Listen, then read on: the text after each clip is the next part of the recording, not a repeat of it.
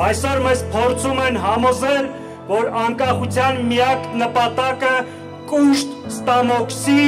հարկեր վճարելու և շքեղ տոնակատարությունների մասնակցելու համար է։ Արդյոք ավարայրում, Սարդարապատում, Արցախյան ազատագրական պայքարի ընթացքում մեր ժողովուրդը պայքարում էր կենցաղային հարցերի համար։ Բնականաբար ոչ, մեր պայքարը եղել է ինքնության համար, մեր հող ու ջրի, մեր լեզվի, մեր մշակույթի և եկեղեցու համար։ Մեր պայքարը եղել է հայ լինելու և հայ մնալու համար։ Իրական Հայաստանը հակադրել պատմականին նշանակում է որդուն հակադրել հորը։ Իրական ինքնիշխան Հայաստանը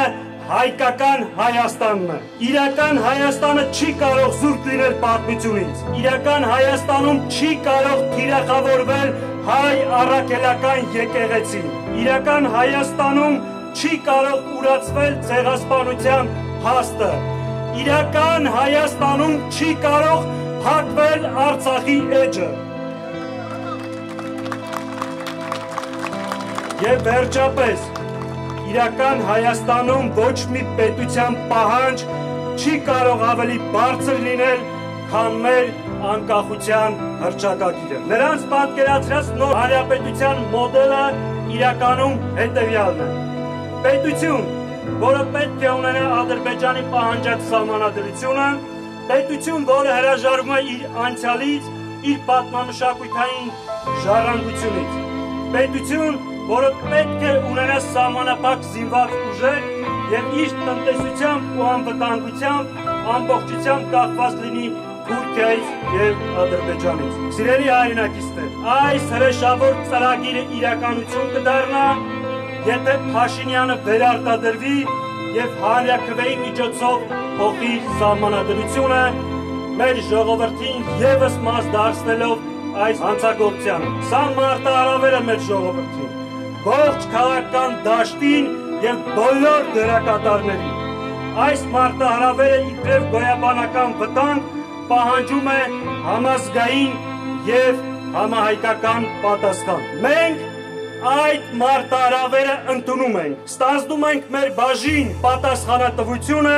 և պատրաստ ենք այդ վճռական ճակատամարտին։ Մինչ այդ մարտահրավերը մենք պետք է ձևավորենք համազգային ոճի ճակատ բոլոր այն ուժերի ու անհատների համար, ովքեր քաջ գիտակցում և հասկանում են, որ անցյալ ուրանալով ապագա չես կառուցի, քո իրավունքներից հրաժարվելով ու անընդհատ զիջելով խաղաղություն չես ունենա, ինքնությունից հրաժարվելով երջանիկ չես ապրի։ Այդ ճակատը ունի հստակ ասելիք և անելիք։ Մենք միասնական, համադրված և համատեղ ուժերով մեր ժողովրդին պետք է բացատրենք Նիկոլի և Ալիևի այս հրեշավոր ծրագրի մանրամասները։ Անկախությունը միայն փաստաթուղթ չէ, այլ առաքելություն։ Հայաստանը փոքր է տարածքով, բայց մեծ է առաքելությամբ։ Հայաստանը միայն Հայաստանի քաղաքացիություն ունեցող անձանց հայրենիքը չէ, Հայաստանը ողջ հայության հայրենիքն է։ Հայկական սփյուռքը մեր համաշխարհային հենարանն է։ Պատերազմը, պարտությունը, նույնիսկ ցեղասպանությունը դատավճիռ չեն հանձնվելու համար։ Մեր հավատքը, մեր եկեղեցին, մեր պատմամշակութային ժառանգությունը, մեր բիբլիական Արարատը սպառնալիք չեն,